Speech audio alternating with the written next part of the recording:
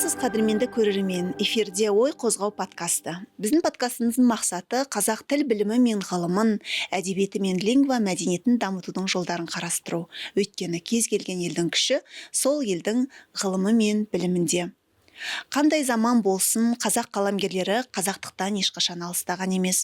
Олардың шығармалары тәуелсіздік алу жылдарындағы еркін ел болып қалыптасу кезеңіндегі рухани күштің эпицентрі болды десек қателеспейміз. Подкастымыздың бүгінгі санында жазушы және тіл төңірегінде ой қозғамақпыз. Алдымен студиямызға келген спикермен таныстыруға рұқсат етіңіздер. Қазақстанның еңбек сіңірген қайраткері, халықаралық Алаш әдеби сыйлығының иегері, Қазақстан Жазушылар одағы Астана қалалық филиалының төрағасы Дәулеткерей Кәпұлы. Қош келдіңіз. Қош көрдік. Жазушы, ақын, қаламгер бұл ұғымдар халқымыз үшін қашанда қасиетті, қастерлі, өнер алды қызыл тіл дейміз. Оның құдіретін ерекше бағалайтын тіл. Бұл көзқарас қазіргі кезде өзгерді ме? Мен үшін бұл көзқарас мәңгілікке өзгермейтін көзқарас деп ойлаймын. Өйткені ұлт тұрған жерде тіл тұрады. Ол қай кезең болсын, қай уақыт болсын, тіл енді жанды дүние ғой. Жанды нәрсе, ол үнемі даму үстінде, жаңағы кейде біз әлемде күніне қаншама тіл өліп жатыр деп естиміз да. Құдай оның бетін ары қалсын. Ұлттың ұстазы Ахмет Байтұрсынұлының айтатыны бар ғой, тілі жоғалған, сөз жоғалған ұлттың өзі де жоғалады дейді. Яғни сөз деген біздің осы ұлттық жан дүниеміздің ұстыны сөз болу керек. Сөз ол ұлттың еркіндігін, ұлттың азаттығын айқындайтын дүние, яғни тіл біздің тірегіміз. Егер қаламгер, жазушы, ақын деген сол тұтас ұлттың сөзіне жауап беріп жүрген қауым болатын болса, ол көзқарас бүгінде өзгермеу керек, сол қалпында қалу керек. Бүгінде сол кешегі өзекті мәселе, неге мен бұны айтып отырмын?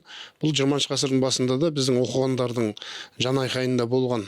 Тілді шұбарлап бара жатыр оқығандар деп. Ол кезде неге? Жаңағы татарша, араб парсша сөздерді көбірек қолданып өлең жазғандарға, мысалға Сұлтанмахмұттың жазғаны бар. Сондықтан сол кезде қазақ тілі жаңағы ғылым тіліне айналу керек, кеңсе тіліне айналу керек деген мәселелер сол кезде де қозғалған. Яғни бұл бүгінде де өзекті. Сондықтан ешқандай да бұл қағидат өзгермеу керек.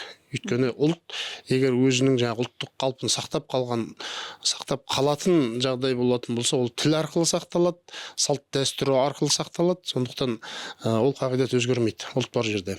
Қазақтың ұлы жазушысы Ғабит Мүсіреповтің сөзі бар: әдебиет ұлы болмайынша ұлт ұлы болмайды деген. Шындығында ұлттың ұлылығы оның рухани қазынасында, оның мықтылығында екені белгілі. Ал осы рухани қазықты ұстап отыратын ол жазушылар қауымы, қаламгерлер. Бүгінгі қаламгерлер өз заманының өткір мәселелерін қаншақты қаламына арқау ете алып отыр? Жалпы жазушылар кез келген тарихи уақиғалардың төңірегінде міндетті түрде қалам тербейді. Бірақ біз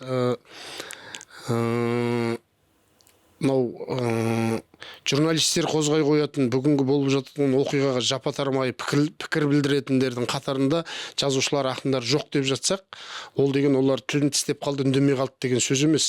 Олар ой елегінен өткізді, олар толғанды, әлі де толған үстінде деген. Форматы бөлек дейсіз ғой. Оны іздеу керек. Мысалға біз қазір желтоқсан оқиғасы туралы көп айтамыз.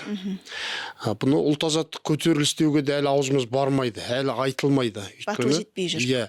Өйткені жаңағы үй сыртында кісі бар ғой бізде әлі күнге. Екі алпауыт империяның ортасында отырмыз. Сондықтан мысалға сол желтоқсан неге айттым? Желтоқсан туралы желтоқсан шындығын ашқан шығарма жазылды ма деген сұрақ туады. Оның өткеніне міне 40 жылдай болып қалды ғой. Желтоқсанның енді 40 жылға толатын уақытқа аз уақыт емес. Бірнеше буын алмасты, әдебиеттегі буындар алмасты. Бірақ осы кезде біз желтоқсан туралы жазылған шығармаларды саусақпен санарлықпен. Біз Нұржан Қуантайұлының Қараөзек деген романын білеміз, Аллажар деген фильмді білеміз. Содан кейін Асқар Алтайдың Сібір офицері деген повесін білеміз. осыдан басқа желтоқсанға қатысты арнайы жазылған шығармалар жоқтың қасы. Себеп жаңағы мен айтып отырған ол енді өлеңдер жетерлік. Желтоқсанға байланысты ақындардың әрине прозаны жазу біраз күрделірек. Көбінде біздің тәуелсіздік алғаннан кейін қаламгерлеріміз кезінде айтылмаған, кезінде жазылмаған, цензурадан өтпейтін болғаннан кейін бармаған тақырыптарға көбірек ұрынды дегенде жақсы мағынасында айтып отырмын. Біздің тарихи тұлғаларымызға байланысты дүниелер. Әйтпесе кеңестік кезеңде жаңағы орталық партия комитетінің цензурасынан өтпейтін тақырыптарға бәйгеге басын тігіп барған ол жаңағы біздің мысалға Мұхтар Әуезовтің хан кене трагедиясы неге, кейін Ермахан Бекмұхановтың сотталуы неге, осы хан кенеге байланысты дүниелер болғаннан кейін. Ал Ілияс Есенберлиннің көшпенділерін ерлік деп айтуымыз керек. Сол уақытта мұхиттан өткен қайық. Енді бұны кезінде біздің ғалымдар жақсы талдады. Бүгінгі күннің уақыты десеңіз кешегі шаңырақ оқиғасына байланысты. Бұл біздің тәуелсіздік алғаннан кейін Алматыда болған қазақ тағдырына қатысты оқиғалар. Осыған қатысты жазылды шығарма, жазылмаған жоқ. Қазір менің студенттерім талдап жатыр. Қанат Әбілқайыр деген жас жазушы. Сіздің замандас. Сіздердің замандастарыңыз, енді біздің де замандасымыз, әдебиетте кейінгі келген буындардың ішінде. Өткенде Төлен ағаның аузынан да естідім. Сол Қанат Әбілқайыр деген баланың жазғандары маған ұнады деді. Ол енді біздің Төлен Әбдік классик жазушымыз ғой. Қазір көзі тірі қазақ әдебиетінің бүгінгі ақсақалына айналған. Сол Ағараптағы аты жоқ адам деген роман. Бұл енді Қазақстан Жазушылар одағының бір белгілі бір бағдарламасымен бір құрылыс компаниясының белес деген демеушілігімен осы романдарға конкурс жарияланды. 3 роман жазылды. Әлібек Байболдың Мұтылғанымен, Мақсат Мәліктің Абылы мен Қабылы. Бұл енді бүгінгі күннің оқиғаларына байланысты. Енді бұның ішінде нақты біздің қазақ баласының тағдырынан алынған бұл жаңағы Қанат Әбілқайырдың Ағараптағы аты жоқ адам. Бұның ішінде қазір менің студенттерім жапа-тармағай оқып талдап жатырмыз, кездесуде жасармыз. Бұл бүгінгі тілдік қолданыстарымызда бар оның ішінде. Өйткені жазушының тілі үнемі көркем бола берсе, кейіпкердің барлығы әдемі сөйлеп жатса, оны оқырман қабылдай қоймауы мүмкін ғой. Бірақ бұған қарата біз бүгінгі романның тілі жеңіл екен деген ойға қалмауымыз керек. Бұл енді бір әдемі берілген тұстары жаңағы оқырманын тез баурап алып жатқан роман екендігін айтқым келеді. Бұл қай-қайсысында болсын, жаңағы Әлібек Байболдың Мұтылғаны жаңағы эксперименталды роман, мета-роман деп беріліп отыр. Абыл мен Қабылда енді Сиам егіздер сияқты болмыс. Бұл енді талдау барысында біз студенттермен Мұхтар Мағауиннің Жармағы секілді, болмаса Төлен Әбдіктің Оң қолы секілді адамдардың екіге жарылуы, тұлғаның екіге жарылуы дейтін дүниелер әдебиетте баяғыдан бар нәрсе, бар концепция. Бірақ дегенмен де бұл қазіргі біздің жас қаламгерлердің қаламынан туындап жатқан дүние. Болмаса 2011 жылғы Жаңаөзендегі оқиғаға байланысты Ырысбек Дәбейдің Қоңыз деген романы бар. Яғни Кафканың Қоңыз секілді. Енді бұл жерде қаламгерлер осы қазақ басынан өтіп жатқан тағдырға бейжай қарай алмайды деген нәрсені білдіреді. Бұл сол кездегі мысалға Темірхан Медетбектің Жасаласқа шыққан өлеңдері, Ұлықбек Есдәулеттің Қанды жұма деген. Кез келген қаламгер өзінің ұлтының сөзін сөйлейтін перзенті болғаннан кейін ол бейжай қарай алмайды. Ұлттың қасына түскен қайғыға анау баяғыда кеңес өкіметі кезінде аспаннан бір найзағай түссе ақынның жүрегі арқылы өтеді деген сөзді жаттадық қой бәріміз. Бірақ осы сөзде негіз бар деп ойлаймын. Жалпы халық кейде байбалам салады. Қаламгерлер бүгінгі күннің шаруасында біздің қазақ басында өтіп жатқан әңгімеде кіріспейді, ештеме жазбайды. Мүмкін әлеуметтік желідегі пікірін айтатын шығар. Сол дер кезінде. Мен бұл нәрсені енді өзім айтыстың да басқасында жүрген азамат ретінде, сосын жазушылардың шаруасында енді қазір 5-6 жыл болды, айналысып жүрген азамат ретінде бәрін жақсы байқап отырмын, көріп отырмын, біліп отырмын. Жалпы халықтың байбаламы қазақ қаламгерлері үндемей жатыр, билікке ештеме айтпай жатыр деген бір ойлайды. Жалпы қаламгер зиялы қауым деген билікке ақыл айтып отыру керек, солар төпештеп отыру керек, солардың жаңағы тентегін тиіп тезге салып отыру керек. Кешіріңіз, қаламгердің патриоттығы, қаламгердің ұлтын сүюі көшеге алаулатып, жалаулатып елді бастап шығу емес. Бұл жалпы ұлтты тәрбиелеу, өзінің халқына сөзін өткізе білу. Ойда негу, Бұл жерде ең бірінші қаламгердің ұстанған, менімше қаламгердің функциясы адамшылықты насихаттау. Ол қазақ баласы бола ма, ол мейлі нәсілі қандай болады. Жалпы адамгершілікті насихаттау, ізгілік қасиеттерді насихаттау. Ал соның ішінде әрине ұлттың алдында өзінің беті бар, беделі бар. Қаламгер бүгін кешегі Невада Семейде сөйлейтін Олжас сияқылды артынан жұртты ерте алатын, билікті де халықты да тыңдалата алатын тұлға бар ма деген сұрақты қойса, мен онда ол заңды сұрақ дер едім. Ал жалпы қаламгерлер бүгінгі күннің шаруасына айналыспай жатыр, араласпай жатыр деген нәрсеге жоқ. Кешіріңіз, мен ол үнсіз қалмайды. Үнемі солар енді бәрібірде кез келген мемлекетте, кез келген саяси аренада зиялы қауым, ақын, жазушы деген жұмсақ күш ол. Жұмсақ күш, халыққа кейбір түсіндіре алмай жататын, бір отты істікті де төстікті де күйдірмейтін шаруалар болады. Сол кезде қаламгер сөйлесе, биліктің жеткізгісі келген нәрсесін жақсылап, талдап, түсіндіріп, сынамалап жеткізіп бере алатын бізде қаламгер жоқ емес бар. Және екінші бір нәрсе, өткенде біздің осы Астананың қаламгерлерін жинағанымда Төлен аға әкімдіктің азаматтарына жақсы айтты, басшылықтың жігіттері келіп еді. Біз қаламгерлер партиялық нұсқаулардың бәрінен өтіп кеткенбіз. Қазір өкіметтің істейтін, жасайтын шаруасын қаламгерлер арқылы айтқызуды, қаламгерлер арқылы жұмсауды сіздер доғарыңыздар. Жоқ, ондай істеп болып жатқан жоқ. Әдетке айналдырып алмаңыздар деді. Біз ол дүниені көріп қойғанбыз. Біздің басымыздан өткен. Сондықтан әдебиет өзі өзінің функциясында болсын. Оны ешқандай да бір жаңағы енді бізде бір әкетіп бара жатқан оппозициялық күштер жоқ.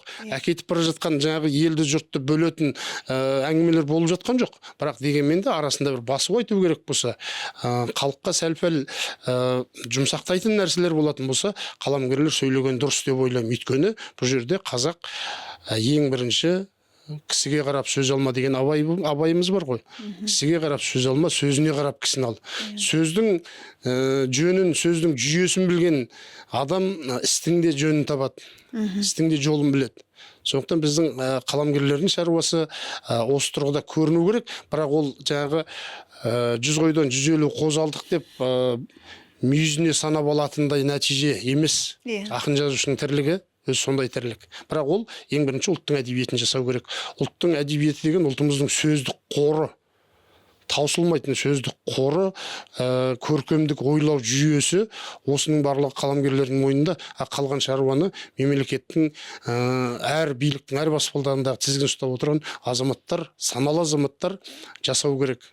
Ол тек қана креслоның қызығын көріп емес, халыққа сол уақыттың міндеттейтін дүниелерін реттеп жасап беруге, ол халықтың қызметшісі ретінде сол кісілер жасайтын нәрсе. Солардың қисық айтып бара жатқан дүниесіне қаламгерлер араласу керек деп ойлаймын.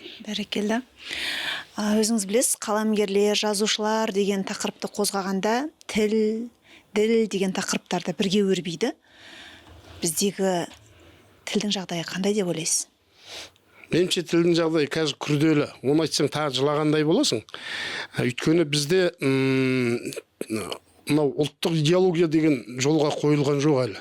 Кешіріңіз, біз тәуелсіздік алғанымызға, кеңестік құрсаудан шыққанымызға, босағанымызға 30 жылдан астық. 30 жылда, 50 жылда ел жаңа деп жатамыз. Бүгінгі тілдің жағдайы неге нашар? Мен бір жаңбыр жаумай су болайын деп отқан жоқпын. Ел бүлініп әлі ертіс бұзылған жоқ. Бұл жерде мектептегі тіл дұрыс қойылмайынша тіл саясаты деген нәрсе бар бұл жерде. Балабақшаның тілі ең бірінші ана тілге көшпейінше, әлі буыны бекіп бұғанасы қатпаған балаларға әкеп басқа тілдерді тықпалағанды тоқтатпайынша тілдің жағдайы күрделене береді. Өйткені біз аралас мектептің тағдырын шешуіміз керек бірінші. Аралас мектептің тағдырына мемлекет араласу керек. Ол мемлекет жасап отқан шаруа. Оған президенттің тоқпағы керек деп ойлаймын меніңше. Әйтпесе ешкім бұл тірлікті істемейді. Бұл біздің қаламгерлердің қай-қайсысында жанайқайы. Өйткені аралас мектепке берген бала қазақ баласы емес, кешірім сұраймын мен. Өйткені ол дүбәрә, дүмбілез, ертең не қазақ тілді маман емес, не орыс тілді маман емес. Біз осы нәрсені ашып айтуымыз керек қазір. Егер шынымен ұлтқа жанымыз ашитын болса, жоқ, Астана қаласының әкімдігі керемет шаруа жасап жатыр, жайлы мектеп ашып жатыр. Кешіріңіз, мектептің аты жайлы, бірақ ұлттың тағдырына келгенде бұл жайсыз мектептер. Сондықтан мен бүгінгі тілдің жағдайы нашар деп айтқым келетіні сол, бірақ ол біздің тіл өлмейді. Осындай күрестер, қайраткерлік танытатын тұстар керек. Сол кезде барып біз жаңағы тілдің проблемасын шешеміз деп ойлаймын. Және бұған мемлекет үлкен назар аудармайынша біз іргедегі екі көршімізден қашанғы қаймығып жаңағы үй сыртында кісі бар деп отыра бергенімізбен бұл өзінен өзі шешіле қалатын мәселе емес. Ертең біздің баяғыдан бай, көркем, қазыналы, керемет деп жүрген тіліміздің жұқанасы кәне қалады. Өйткені оны түсінетін адам қалмайды. Ауызекі сөйлеу тілінде шығармалар жазып кетеміз. Ауызекі сөйлеу тілінде көркем фильмдердің әкеліп тықпалаймыз. Оның үстіне жаңағы бүгінгі таңда шығып жатқан арзан қол фильмдер, комедиялар, бұның барлығы тілді өлтірісуге кірісіп жатқан. Соны ақшаның көзі болмаса танымалдылық деп жүгіріп жүрген, соны жасаған азаматтардың қай-қайсының да санасына біреулер келіп құйып берсе екен деймін. Бұл тірліктердің дұрыс емес екендігін. Ұлттың тағдырына, ұлттың болашағына балта шабу. Бұны ашынғаннан айтасың, ашылып айтасың. Бірақ сені тыңдап жатқан ешкім жоқ. Қазақтың тілі маған ғана керек емес. Қазақтың тілі болмаса, жаңағы біз қазақ тілі қоғамын құрдық. Ол баяғыдан құрылған қоғам, өз мемлекетімізде өзіміздің тілімізге қоғам құрып жүрген жалғыз біздің ғана мемлекет шығар деп ойлаймын. Оған ақша бөліп, тілдің тағдырын шеше қоямыз, маңдай бағын жаға қоямыз деген нәрсенің барлығына мен келіспеймін. Бұған таза әрекет керек. Балабақшадан, мектептен басталмайынша бұл тірлік керек пе? Сіздің университеттегі мұғалімдердің толтыратын журналының өзі орыс тілінде. Неге біз ұлттық университеттердің журналдарын қазақ тілінде жасамаймыз? Мұғалімнің толтыратын журналы. Барлық біздің жасалатын оқу бағдарламаларымыз неге тіркелгенде орысша тіркеледі? Оның барлығы да бір ұсақ түйек мәселе сияқты. Неге мен дәрігерге, ауруханаға барған кезде мен қолыма берген бланкты орысша толтырым керек? Өйткені ол орысша толтырылып тұр. Бұған да бір-екі рет шу шығарып көргенбіз, бірақ оған мыңқ еткен сол саланың тізгінін ұстағандар жоқ. Кешіріңіз. Дұрыс айтасыз, жаңағы аралас мектептен келіп, қазір аралас фильмдер пайда болып, ол одан сайын өрісін кеңге жайып, бұл дерт секілді қаулап бара жатыр. Сол аралас фильмді түсіретіндер осы сөзіңізді естіп жатса, титтей де болсын бір жауапкершілік намысы оянып, бір не істеп жатырмын, кім үшін істеп жатырмын, салдары қандай болады деп ойланса екен деп тілейміз. Тіл демекші, сіздің өлеңдеріңізде кешегі қазақтың ұлттық сөздік қорынан ең бір інжу маржан деп саналатын, бүгінгі қазақ үшін көнеріп бара жатқандай көрінетін сөздер де, архаизмдер кейде тіпті кездесіп қалады.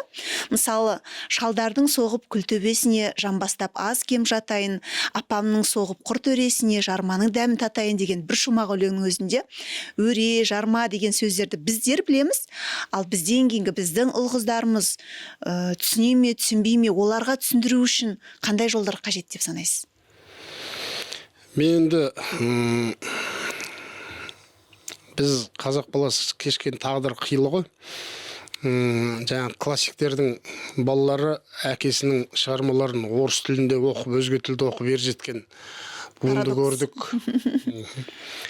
Бір күні мен Абайдың ескерткішінде гүл шоғын қойып ақындар өлең оқып жатқан кезде марқұм Ерік Асқаров Колбиннің кезінде Алматының халқын айтыста тік тұрғызған. Соның алдында мен әкемнің кітабын беріп едім. Әкемнің Кәрібоз деген мемлекет тапсырыспен шыққан өлеңдер жинағын беріп, сол жерде Ерік марқұм мені шақырып алды, бала бергел деді, сен әкеңе рахмет айт, және Моңғолияда туғаныңа рахмет айт деді. Не болды? Не білдіріп қойдым деп едім. Сен әкең керемет ақын екен ғой. классик екен ғой, егер сенің әкең жаңағы Монғолияда болмағанда Қазақстанда болса, сен классиктің баласы болып, қазақ тілін білмей орысша шүлдірлеп жүретін едің деді. Бұл енді мен көпке топырақ шашып отқан жоқпын. Менің бір бақытым сол шығар. Сон бір күні Несіпбек Айтұлы көкеміз, ұстазымыз, ағамыз, әй Дәулеткерей, сен өлеңдеріңдегі бояуды азайт деді маған. Несаға, бұл менің жаңа сіздің сұрағыңызға байланысты айтып отырмын. Мен бір көне сөздіктердің, әдеби тілдік сөздіктердің барлығын жинап алып, архаикалық сөздіктердің барлығын қолыма алып алып, осыны қолданып жазайыншы деген өлең емес. Бұл өлең, мен көшпелі тірлікті көрген баламын ғой. Іштен шығып жатыр. Мен өзім көрген, өзім тұрмыста қолданған, балалық басымнан өткен, және мына көшпелілік таныммен бірге менің жан дүниеме сіңген нәрселер, мен оны қазаққа жат деп ойлап жазбаймын оны. Бұл қазақтың өзінің баяғы ауызекі сөйлеу тілінде, тіптен қазақтың ауызекі сөйлеу тілі жазғанынан көркем болған кезінде. Ана би-шешендердің сөйлегенінде. Иә, Янушкевичтің айтатын сол жөні бар. Енді мен сол ауызекі сөйлеу тілін, шалдардың сол көркем тілдерін тыңдап өскен ауылдың баласымын ғой. Солардың небір әңгімелерін майын тамызып айтып отырған кезде кәдімгі көркем шығарма тыңдап отырғандай әсерде. Сол кезінде абайлар да солай тыңдаған шығар. Сол ретте мен жаңағы өлеңдерімде қолдандым, өзім сол көшпелі тірліктің баласымын. Енді Несағаңа айтқаным сол, мен бұны әдейі бір іздеп, жан-жақтан жоқ жерден іздеп кеп жазып отқан жоқпын. Мен өзім қалай көрдім, солай сіңген нәрсе. Ал енді бұны келесі ұрпақ түсіне ме, түсінбей ме деген нәрселерге мен бас қатырған жоқпын. Өйткені мен қазақ барда, қазақ тірі тұрғанда тіл өлмейді деп жүрмін, бірақ кейінгі кезде осыдан өзім қорқып жүрмін. Мен бұл өлеңім кімге керек? Егер жаңағы бір буын алмасып барып түсінбей жатсақ.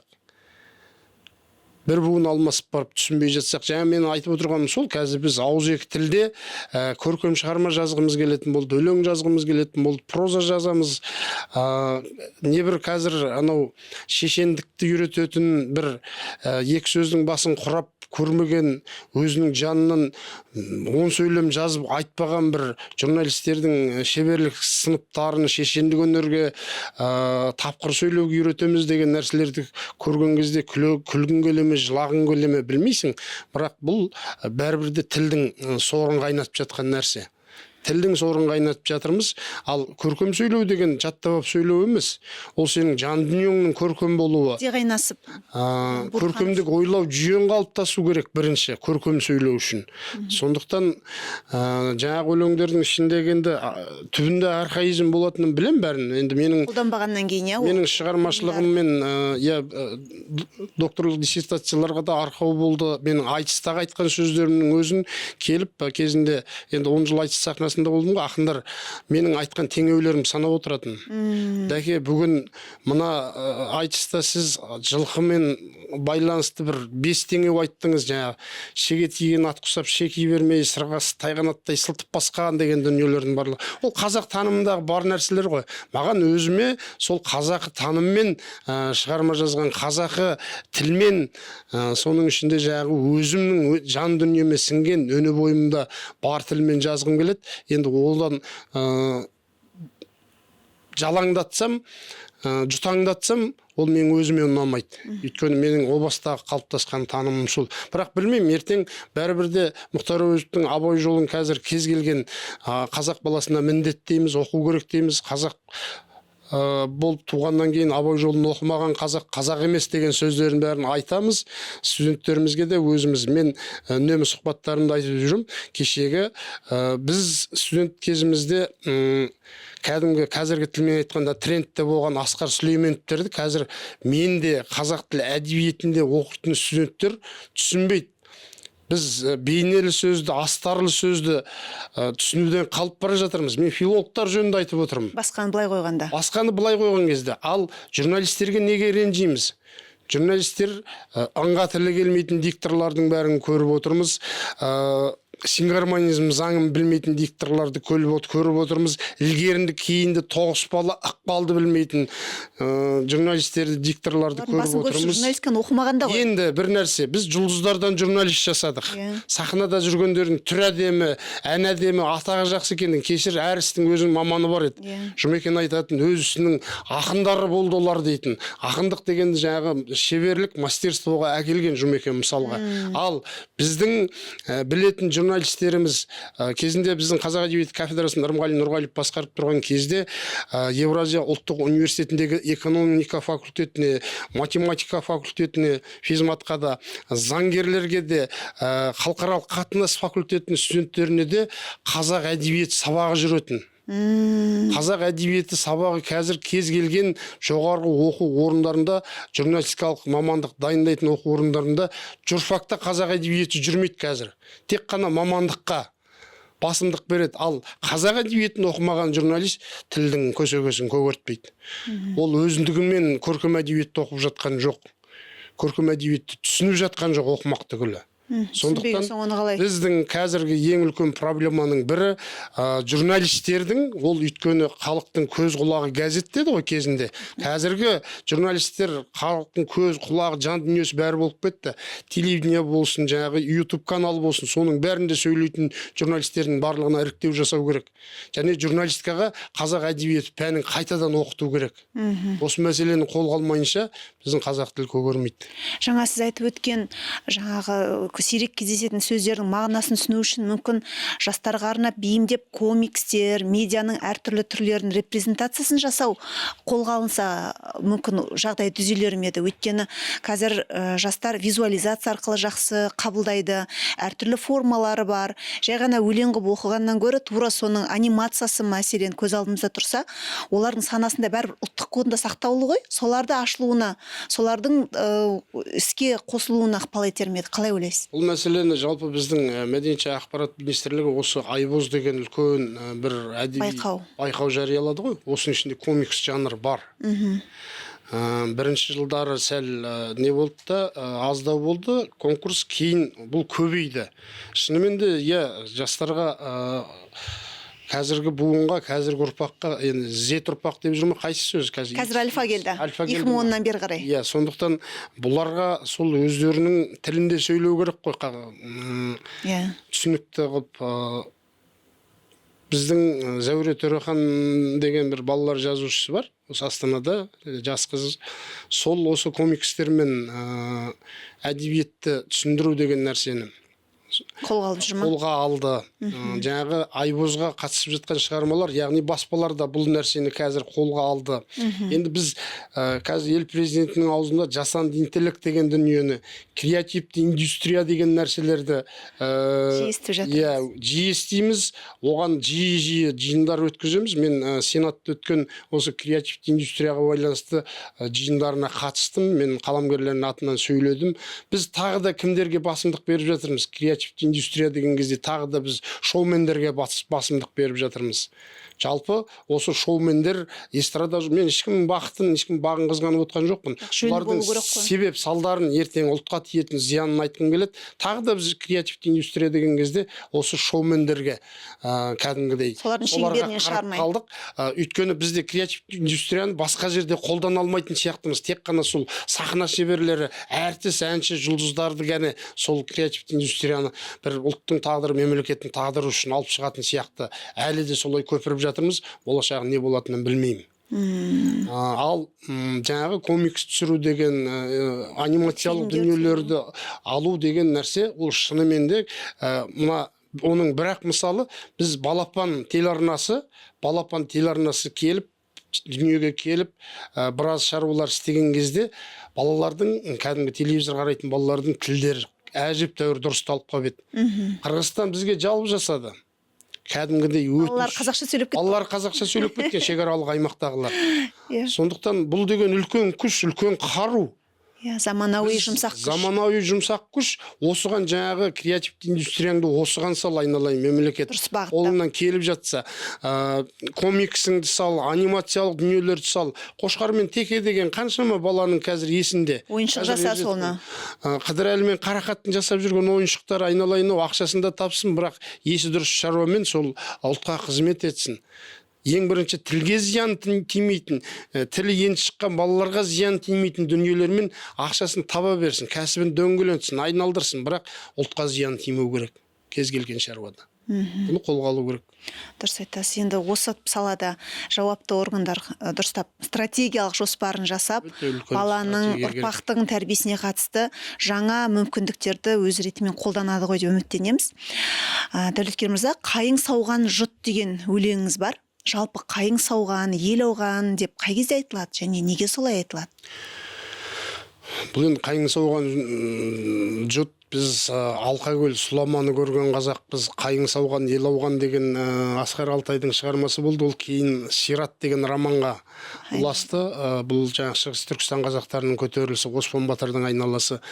Елдің ауы, қайыңнан кәдімгі шөл басқан қазақпыз ғой. Алқакөл сұлама деген нәрсені де біз ол енді жоңғар шапқыншылығы кезіндегі болған дүниелер, бірақ елімайдай тағдырлы ән туу, бүкіл қазақ елімайлап зарлау деген нәрселер кішігірім бізде ақтабан шұбырындылар болып тұрды ғой. Жаңағы қазір тәуелсіз Қазақстанға, отанға оралып жатқан қандастардың тағдыры, бұның барлығы да сол жаңағы қайың сауған, ел ауғанға келіп ақ тұр. Біздің шекараның сызықтың арғы бетінде қалып қойған қанша ғасырдан бері ата бабасының мекенінде отырған, бірақ кейін мемлекет аралық келісімдерде сырттап қалып қойған дүниелерінің барлығы осы қазіргі қайың сауған, ел ауған. Енді бұл бір символикалық бағытта айтылатын нәрсе. Мен қайың сауған деген тағдырды қазаққа келтірмесін, бірақ қазақ баласы тіліндегі мынау бұзуға келмейтін тұрақты тіркестер бар ғой. Фразеологизмдер бар.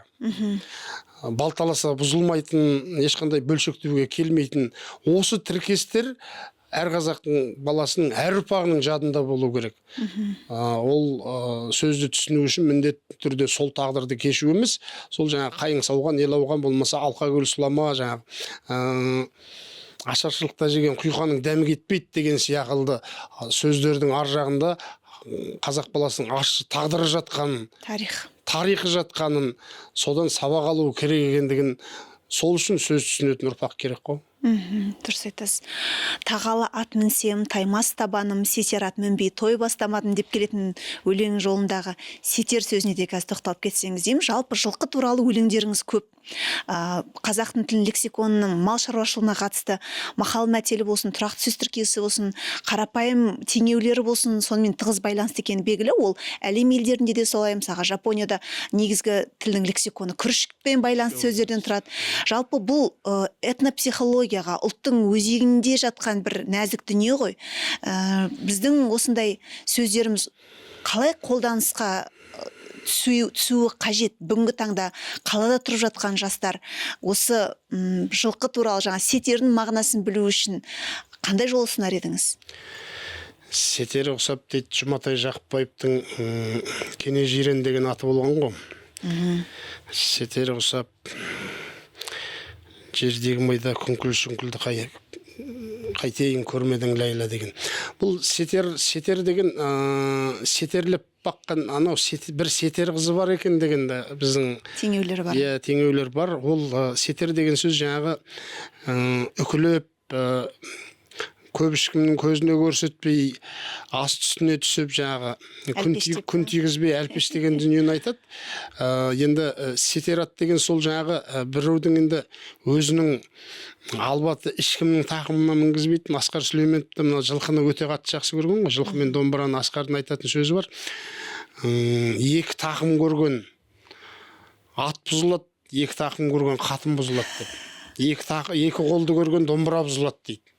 Сонда баяғы қазақ баласының әрқайсының бір үйде, енді менің өзімнің үйімде Алтайда бір үйде қанша бола болса сонша ер тоқым, сонша ат болатын. Әрқайсының өзінің бәсіресі бар, жеке ат жалын тартып мінгеннен кейін сол бәсіресін атайды, соны үйретіп мінгізеді, соған той жасайды. Ұзатылған қызға да атын мінгізіп жібереді қазақ баласы. Ер тоқымын енді қазір Абайдың мұражайынан Әйгерімнің ер тоқымы деп көріп отырсыздар ғой, жаңағы мініп келген. Сондықтан бүгінгідей жаңағы астарына джип сыйлап, бастарына коттедж сыйлап жатқан қазақ кезінде қазақ байларының, қазақ баласының өз дәстүрлі дүниесінде бар нәрсе. Ал енді сетер деген жаңағы бір әлпештеулі дүние. Енді мен өзім жылқының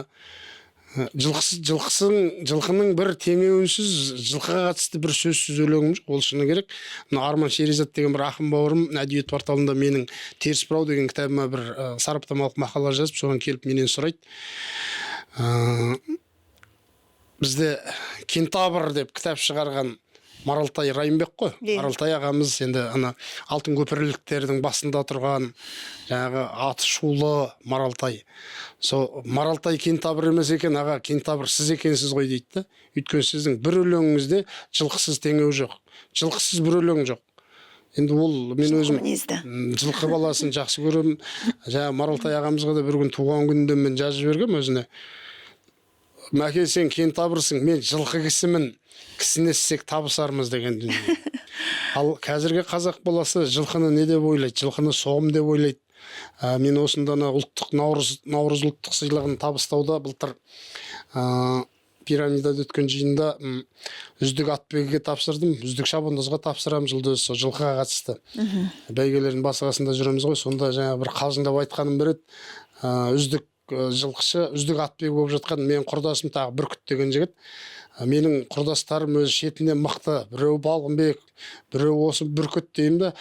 Бүркіт тазағандардан қазақы біздің Қостанай тұқымын оздырып бәйге алып беріп жүрген жігіт. Үздік бапкер, Балғынбек жылқыға соғым деп қана қарайды. Сондықтан қазақ баласы жылқыны тек қана байлық, жылқыны бір дүние деп қарамаса, одан да кең ұғым екен түсінсе. Жылқы қазақтың жаны, жылқы қазақтың еркіндігі.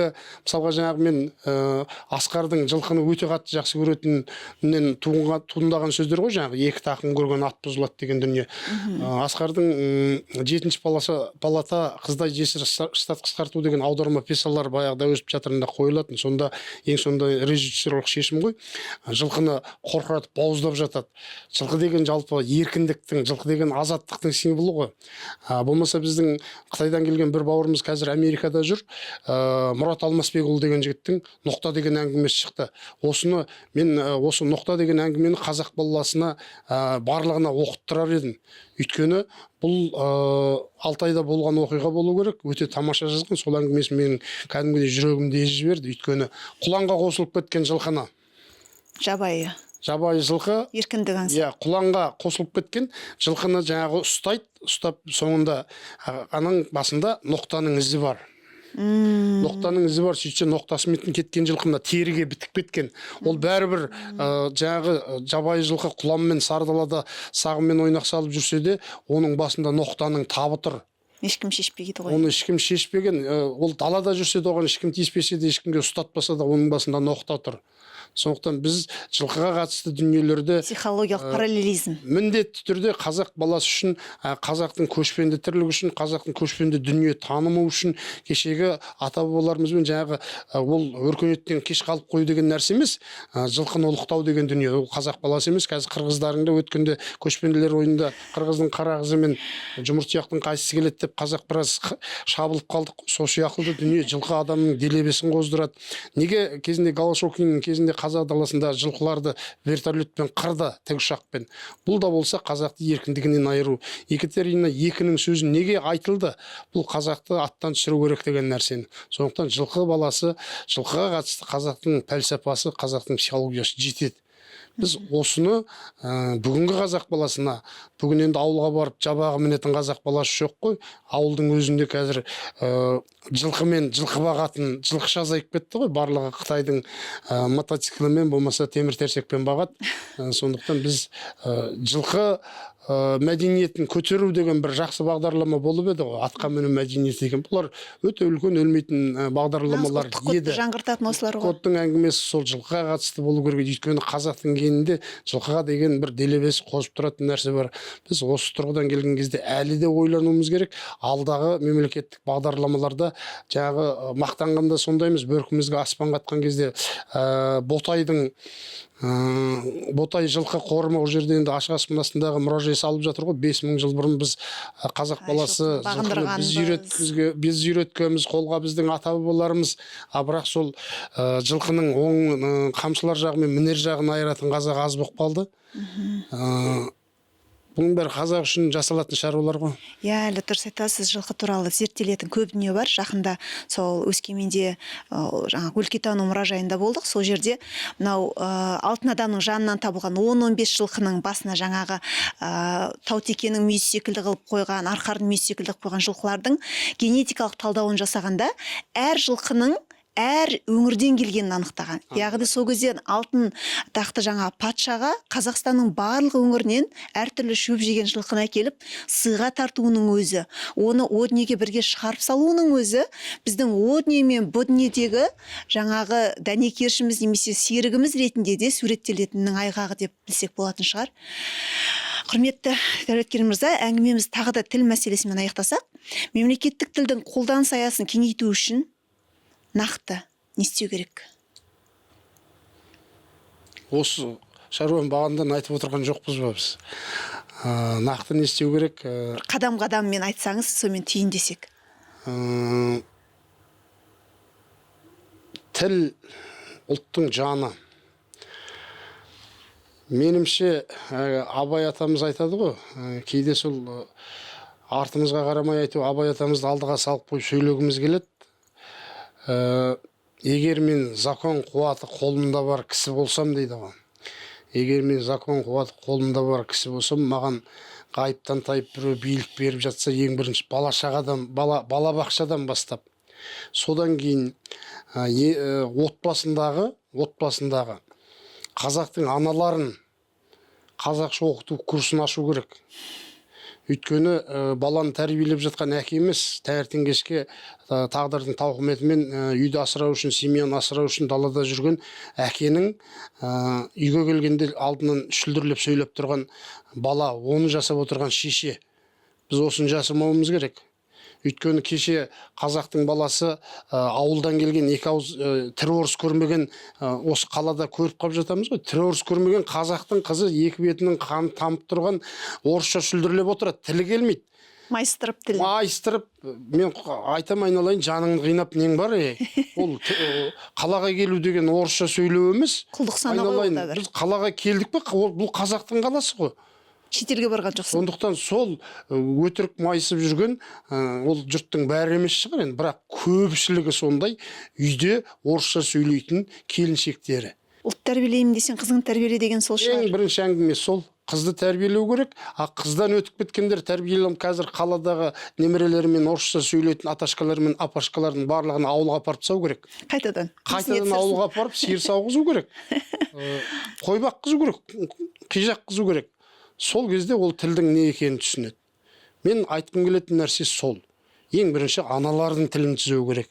Өйткені қазір қаладағы мен көріп жүрген айналамдағы жас келіндердің, жас қыздардың шүлдірлегені ол ертең ұлттың болашағына үлкен қауіп. Құрметті Дәулеткерей мырза, біздің подкастымызға арнайы уақыт бөліп, тіл туралы, ел туралы, әдебиет туралы пікірлеріңізбен бөліскеніңізге көптен көп рахмет айтамыз. Шығармашылығыңызға табыс тілейміз. Рахмет. Құрметті көрермен, қазақ тіл білімі мен ғылымын бірге дамытайық. Ой қозғау подкастының студиясында қайта жүздескенше аман сау болыңыздар.